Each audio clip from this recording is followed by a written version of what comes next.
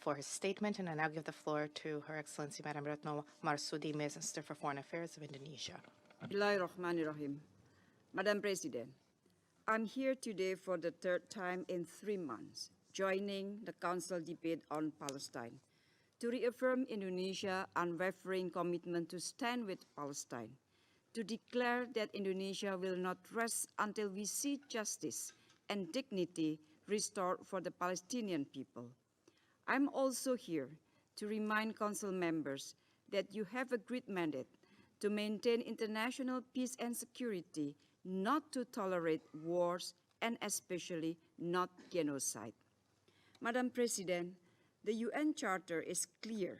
The Security Council resolutions are binding and must be enforced. My question today, how many resolutions been adopted on Palestine? How many are enforced?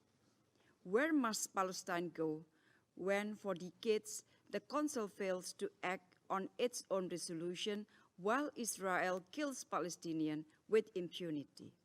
Once again, I urge Council members to stop the everyday horrors faced by the Palestinians in Gaza and the West Bank. It's over 25,000 people dead, with increasing numbers dying from hunger and the freezing cold, including babies and children, too little for us to act? We all have the responsibility to uphold the international humanitarian law without exception to the situation in Gaza. Madam President, on 18 January, Prime Minister Netanyahu openly declared he would not allow a Palestinian state to exist. Indonesia strongly rejects this statement. This statement is unacceptable. This confirms Israel's ultimate goal to wipe Palestine from the world map. Will this Council remain silent in the face of such intention? A threat of a full-blown war in the Middle East is a real and present danger. In this context, I emphasize the following. First, we demand an immediate and permanent ceasefire. This will be a game changer for everything.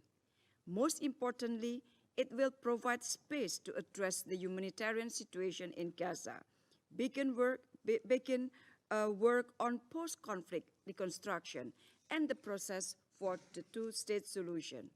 At the same time, it is critical to support the work of the UN Senior Humanitarian and Reconstruction Coordinator to pave the way for the delivery of life-saving humanitarian assistance in Gaza.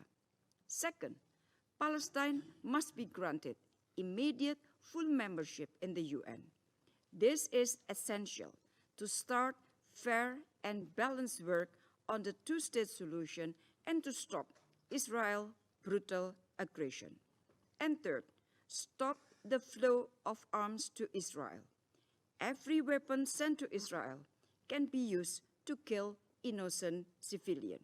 Madam President, Israel must be held accountable for this action, including atrocities in Gaza.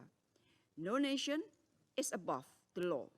And next month, Indonesia will present its oral statement for the ICJ advisory opinion brought to the court on the mandate of the General Assembly. Indonesia will take any possible avenues to support Palestine. Thank you, Madam President. Je remercie Son Excellence. I thank Her Excellency Madam Marsudi for her statement. Jelajahi cara baru mendapatkan informasi. Download MetroTV Extend sekarang.